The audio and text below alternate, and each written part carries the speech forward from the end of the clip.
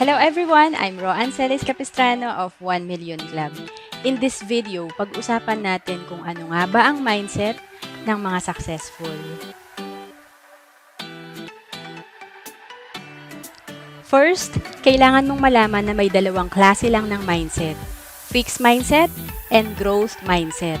Ang average people ay may fixed mindset at ang mga successful mayroong growth mindset. Naalala ko noong year 2010, 26 years old ako that time. Bagong finance manager. Grabe, ang dami kong pipirmahan. Pinatatawag ako ng boss ko, pero di ako pumunta sa office niya kasi naisip ko, naku, uunahin ko magpirma kasi pag kinausap ko, boss ko, tatagal lang kami. Ang haba-haba ng sasabihin niya. Hanggang sa pinuntahan ako ng boss ko sa table ko at nakita niya akong busy-busy magpirma. Tapos sabi ko sa kanya, ang daming pipirmahan kasi sir, inuna ko muna to. So syempre, pinagalitan niya ako. Sabi niya, kaya nga tayo mag-uusap para maayos natin ang proseso. After niya sabihin yon, na-realize ko na importante pala na pag-busy tayo kapag ang dami-dami nating ginagawa, dapat huminto tayo at isipin kung ano nga ba yung solusyon para di laging tambak ang trabaho natin. Na-realize ko na fix pala ang mindset ko kasi pirma lang ako ng pirma. Walang pagbabago. Pag fix pala mindset mo, ayaw mo ng changes. Trabaho ka lang ng trabaho. Lagi ka lang busy. Hindi mo iniisip, ano kayang pagbabago ang kailangan kong gawin para mag-improve ang sitwasyon ko. Kaya mula noon, ang dami kong nagawang improvement sa finance department.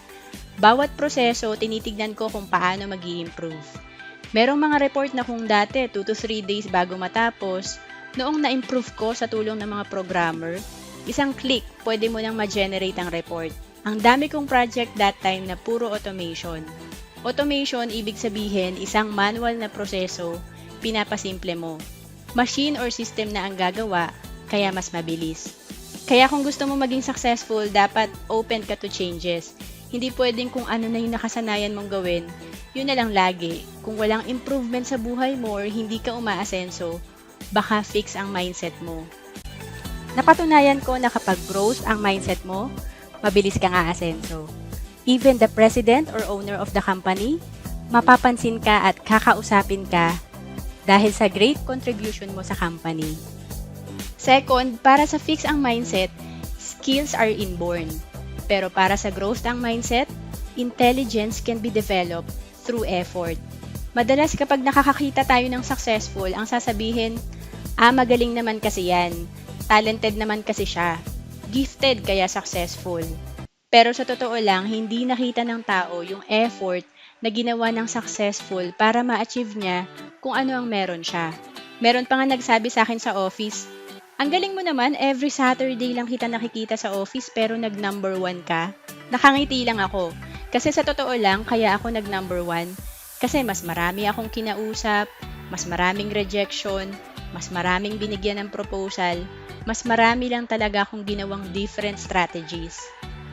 Again, kung gusto mo maging successful, hindi kailangang matalino ka, hindi kailangang talented ka. Kailangan lang mas lamang ka sa effort. At doon ka makakadevelop ng effective strategies. Third, fixed mindset, don't want to challenge themselves. Growth mindset are not afraid to take risk. Noong ako ay nag-resign from work at nag-decide mag-business, yun ang pinaka-risky na ginawa ko. Kasi wala naman akong background sa business. Kaya naman nalugi din ako sa business at halos maubos ang savings ko. Dumating pa nga sa point na nagre-rent na lang ako sa computer shop para lang matuloy ko ang activities ko online. Naisip ko lang, ayoko nang bumalik sa employment. Nagtuloy-tuloy lang ako sa activities ko. Nag-attend ng mga seminar para matuto pa. Ngayon, masasabi ko na alam ko na ang formula ng success. Wala na ako sa stage na, paano kaya for this year? Kikita kaya ako? Kaya kung gusto mo ring makaalis sa employment at gusto mo mag-try mag-business, go for it. Kung gusto mo maging successful, dapat willing kang mag-take risk. Dahil ang success, kung madali lang yan, edi sana marami nang naging successful. And lastly, fixed mindset, easily quit. Growth mindset are persistent. They understand that success takes time, effort, and strategy. Naalala ko nung nag-decide ako maging financial educator, Grabe, ang kinikita ko nasa 15,000 a month lang. Imagine, ang layo sa kinikita ko noong ako ay finance manager. Kaya kung fix ang mindset mo, mag-quit ka agad. Pero bakit di ako nag-quit? Sa totoo lang, that time, may offer sa akin na maging manager uli sa isang kumpanya. Sabihin na nating 60,000 a month ang magiging sweldo ko. Siyempre, kung short term ang thinking ko, grab ko agad. Pera yun eh.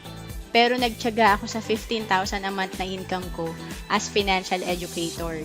Kasi naniniwala ako na pag natuto ako sa business ko as financial educator, lalaki rin ang income ko. At buti na lang di ako nag-quit. Kasi bukod sa na-achieve ko na ang target income ko, doble pa sa target ko ang kinikita ko ngayon. Plus hawak ko pa ang oras ko. Para sa fixed mindset, ideal ang success. Puro pataas lang. Pero para sa mga successful, up and down ang process. Mas realistic mag-isip ang mga successful. Kasi part naman talaga ng success ang failure. Successful people focus on learning than failure. And because they understand the process, they enjoy the journey. To summarize what we have discussed in this video, mindset ng mga successful, fixed mindset, they don't want change. They think skills are inborn and success are for only talented or gifted people. They don't want to challenge themselves and they easily quit. Ang growth mindset, ang mga successful, they are open to changes. They understand that intelligence can be developed through effort. They are not afraid to take risk. They are persistent. They understand that success takes time, effort, and strategy. They prioritize learning over failure and they enjoy the journey. Sabi nga, what would you do if you knew exactly how to win? I'm looking for trainees na gusto ding maging financial educator. Email me at roan.capistrano@gmail.com. Hinahanap ko yung coachable, mahilig ding magturo, financially responsible. Hindi ka kasi pwedeng maging financial educator kung gusto mo lang kumita. Ang kailangan ko yung taong gusto ding mag-ipon at mag-invest. Willing to learn online marketing tools at willing ding matutong gumawa ng videos. Again, you may email me at roan.capistrano@gmail.com. Please indicate in the subject, financial educator. Etong 3 libro ang nakatulong sa akin para mag-improve ang mindset ko when it comes to handling my personal finance. Rich Dad Poor Dad by Robert Kiyosaki, Cash Flow Quadrant by Robert Kiyosaki, and Think and Grow Rich by Napoleon Hill. Ipapamaygay ko tong 3. Para sa mga gustong sumali, subscribe to my channel, share this video, and check the link below to register or go to bit.ly/JMC registration. Para sa mga gustong mag-invest, Kaiser ang recommended naming savings program. To know more, check the link below. To request Kaiser proposal, check the link below or go to bit.ly/Kaiser proposal. Sabi nga ni Jim Rohn, for things to change, you have to change.